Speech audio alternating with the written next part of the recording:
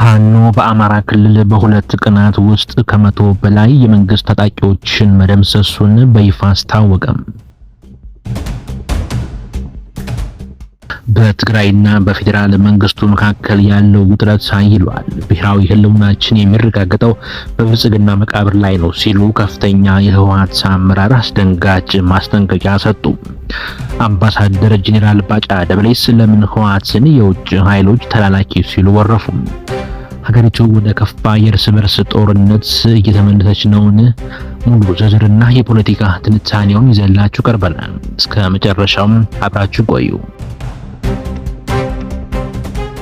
ዛሬ በትኩረት ይዘንላችሁ የመጣ ነው ዜና እጅግ አሳሳቢ ያላቸውና ሀገራችን ኢትዮጵያን ከጫፍ እስከ ጫፍ እያንቀጠቀጧት ያሉ ወቅታዊ የፖለቲካና የጸጥታ መረጃዎችን ነው። በሰሜኑ የሀገራችን ክፍል የህወሓት ከፍተኛ አመራሮች የብልጽግና ስርዓት በህዝባችን ላይ የጀመረውን ጄኖሳይድ እንመለከታለን። ትግራይ አትፈርስም ሲሉ የጦርነት ነጋሪት ጎሰሙ። በኬንያ የኢትዮጵያ አምባሳደር ጄኔራል ባጫ ደበሌ በኩላቸው የትነግ ቡድን ጦርነት ቢጀመር ራሱን ችሎ ሊመራው ፈጽሞ አይችልም፣ ትዕዛዙና ውሳኔ የሚሰጠው ከአስመራ እንጂ ከመቀሌ አይደለም ሲሉ ከባድ ውንጀላ ሰነዘሩ።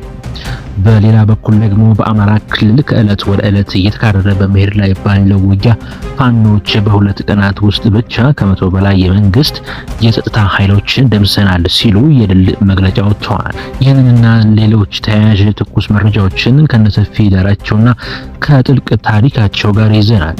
ተከታተሉን። የትግራይ ከፍተኛ አመራሮችና የፌዴራል መንግስት የቃላት ጦርነትና የሰራዊት እንቅስቃሴ በሰሜን ኢትዮጵያ ዳግም ውጥረት ማስፈራቱን የሚያሳዩ ጠንካራ መግለጫዎች እየወጡ ይገኛሉ። የህወሓት ስራ አስፈጻሚ ፈትለወርቅ ገብረ እግዚአብሔር በዙባ ደቡብ ምብራቅ ቃል ካምፕ አካባቢ በተደረገው ህዝባዊ ኮንፈረንስ ላይ እንደተናገሩት የብልጽግና ስርዓት የትግራይን ህዝብ እንደ ብሔር ሙሉ በሙሉ ለማጥፋት ታጥቆ እየተንቀሳቀሰ ነው። ፈትለወርቅ ያይዘውም የፕሪቶሪያ ውል ሲፈረም ዓላማው የሰላምና የህልውና ዋስትና እንዲሰጥ ቢሆንም የፌዴራል መንግስት ግን የሰላም ጥሪዎችን ችላ በማለት ከሰባ በላይ አዝቶችንና ከአራት በላይ መካናይዝድ ክፍለ ሰራዊቶችን ወደ ትግራይ ዶባት በማስጠጋት ሁለንተናዊ የጦርነት ዝግጅት እያጠናቀቀ መሆኑን ወንጅለዋል። ህዝባችንን ለማጥፋት የሚደረግን ማንኛውም ሴራ አናስተናግድም፣ ብሔራዊ ህልውናችን በጽናት እንጠብቃለን ሲሉም መልእክት አስተላልፈዋል። እንደ አውሮፓውያን አቆጣጠር በኖቬምበር 2022 በደቡብ አፍሪካ ፕሪቶሪያ የተፈረመው የሰላም ስምምነት በሰሜን ኢትዮጵያ የነበረውን አውዳሚ የሁለት ዓመት ጦርነት ቢቃወም የትጥቅ ማውረድ ሂደቶች የተፈናቃዮች ወደ ቀድሞ ይዘታቸው የመለስ ጉዳይ፣ የምዕራብ ትግራይ አስተዳደራዊ ውዝግቦች እና የሀገሪቱን ህገ መንግስታዊ ስርዓት ዳግም የማዋቀር ስራዎች እስከ አሁን ድረስ ሙሉ በሙሉ ሳይተገበሩ ቆይተዋል። በዚህም የተነሳ በፌዴራል መንግስትና በህወሓት መካከል ያለው አለመተማመን ከጊዜ ወደ ጊዜ እየከረረ መጥቷል። የአምባሳደር ጄኔራል ባጫ ደበሌ ምላሽና የትህነግ የውጭ ጥገኝነት ወንጀላ። የብልጽግና መንግስት በበኩሉ የሰሜኑን አካባቢ እንቅስቃሴዎች በጥብቅ እየተከታተለ መሆኑን አስታውቋል። በኬንያ የኢትዮጵያ አምባሳደር ጄኔራል ባጫ ደበሌ በሰጡት ወቅታዊ ማብራሪያ ትህነግ ዳግም ወደ ግጭትና የኃይል አማራጭ የሚገባ ከሆነ የጦርነቱ መሪነትና ውሳኔ ሰጪነት ከራሱ እጅ ሙሉ በሙሉ ወጥቶ በኤርትራ ዋና ከተማ በአስመራ አካባቢዎች የሚከናወን እንደሚሆን አጋልጠዋል።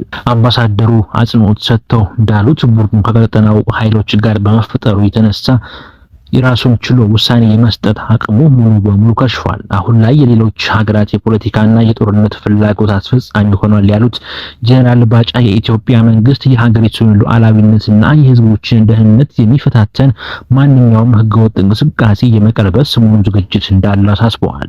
ከሰሜኑ ጦርነት መነሻ ጀምሮ በኢትዮጵያና በኤርትራ መካከል ያለው ግንኙነት እጅግ ውጥረት የነገሰበት ነው። የፌዴራል መንግስት የኤርትራን ኃይሎች በሰሜኑ ግጭት ውስጥ መሳተፍ ከዚህ ቀደም ሲወቅስ የቆየ ሲሆን አሁን ላይ በሰሜን ኢትዮጵያ ዳግም ሊከሰቱ የሚችሉ የጸጥታ መደፍረሶች ከውጭ ኃይሎች በተለይም ከአስመራ ጋር የተሳሰሩ ናቸው የሚለው የመንግስት አቋም የጂኦ ፖለቲካውን ውጥረት ይበልጥ አቃጥሎታል። በአማራ ክልል የቀጠለው ከባድ ውጊያና የፋኖ የድል መግለጫ። ትኩረታችንን ወደ አማራ ክልል ስንወስደው በፌዴራል መንግስት ኃይሎችና በፋኖ ታጣቂዎች መካከል ያለው ጦርነት ያለምንም መታከት ቀጥሏል። የአማራ ፋኖ ብሔራዊ ንቅናቄ ኃይሎች ባወጡት መግለጫ ባለፉት 2 ቀናት ውስጥ ብቻ በክልሉ በተለያዩ አካባቢዎች በተደረጉ የተኩስ ልውውጦች ከ100 በላይ የሚሆኑ የመንግስት የጸጥታ ኃይሎችን መደምሰሳቸውን አስታውቀዋል። በተለይም በምስራቅ ጎጃም አካባቢዎች የንቅናቄው ቴዎድሮስ እዝ 201ኛ ኮር ኃይሎች በፈጸሙት ድንገተኛ ጥቃት 22 ሚሊሻዎችና ፖሊሶች ሲገደሉ 20 የሚሆኑት ደግሞ መቁሰላቸው ተገልጿል። እንዲሁም በማዕከላዊ ጎንደር ሀርማጭሆ አካባቢ በሚገኘው ትግል ድንጋይ በተደረገ ከባድ ውጊያ ወደ 40 የሚጠጉ ወታደሮች መገደላቸውን የፋኖ አገናኝ ምንጮች ዘግበዋል። በመንግስት በኩል እስካሁን በእነዚህ የጉዳት መግለጫዎች ላይ የሰጠ ኦፊሲያላዊ ምላሽ ባይኖርም የመከላከያ ሰራዊት ከፍተኛ ትዕዛዝ በምስራቅና ምዕራብ ጎጃም የጸጥታ ዘመቻዎችን አጠናክሮ መቀጠሉንና ጽንፈኞችን እየደመሰሰ መሆኑን በየጊዜው መግለጹ ይታወሳል። ይሁን እንጂ ሁለቱም ወገኖች የሚያዋጧቸው መረጃዎች በገለልተኛ አካል ማረጋገጥ አልተቻለም። በአማራ ክልል የሚካሄደው የታጠቀ ግጭት የፈነዳው ከ2018 ጀምሮ ሲሆን የፌዴራል መንግስት የክልል ልዩ ኃይሎችን ወደ ብሔራዊ መከላከያ ሰራዊት እና ጸጥታ መዋቅር የማዋቀር ውሳኔን በመቃወምና የክልሉን ህዝብ ደህንነት ጥያቄ ውስጥ በማስገባት የተነሱት የፋኖ ታጣቂዎች ከሰራዊቱ ጋር ወደ ፊት ለፊት ጦርነት ገብተዋል። ከዚያን ጊዜ ወዲህም ክልሉ የበርካታ ንጹሃን ህይወት መጥፋት፣ ኢኮኖሚያዊ ውድመትና ሰብአዊ ቀውስ መናኸሪያ ሆኖ ቀጥሏል። የዛሬዎቹ እነዚህ 3 አበይት ዜናዎች የሚያሳዩን አንድ ግልጽ ነገር አለ። ኢትዮጵያ በአንድ ጊዜ በሁለት ትልልቅና አሳሳቢ ጸጥታ ግንባሮች ውስጥ ትገኛለች። በሰሜን በኩል የህወሓት ከፍተኛ አመራሮች በድጋሚ ህዝባቸውን ለጦርነት እያነሳሱና የብልጽግና መንግስት ጄኖሳይድ ሊፈጽምብን ነው የሚል ትርክት እያራመዱ መሆናቸው፣ በሌላ በኩል ደግሞ መንግስት የትህነግ ጦርነት ከአስመራ ይዘውራል በማለት የውጭ ጣልቃ ገብነትን አለብኝ ማለቱ በሰሜኑ ሰላም ላይም ከባድ ጥቁር ደመና መደቀኑን ያሳያል። የፕሪቶሪያው ውል ትግበራ አሁን ላይ እጅግ አደጋ ላይ ወድቋል። በሌላ በኩል በአማራ ክልል እየተካሄደ ያለው ከባድ ግጭት አሁንም መፍትሄ ሳያገኝ በደም መፋሰስ ቀጥሏል። ፋኖች በየቀኑ ድሎች እያስመዘገብን ነው ሲሉ፣ መንግስት ደግሞ የህግ ማስከበር ዘመቻውን አጠናክሬያለሁ ማለቱ የሀገሪቱ ሰላም እና መረጋጋት በእጅጉ እየፈተነው ይገኛል።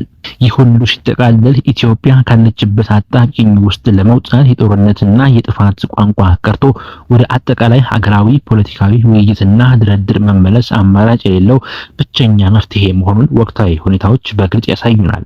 እርስዎ በዚህ ጉዳይ ላይ ምን ይላሉ? ሐሳቡን ኮሜንት ላይ አስቀምጡልን። ለዚህ ቻናል አዲስ ከሆኑ ሰብስክራይብ ማድረግ ቤተሰብ ይሁኑ። ሰላም።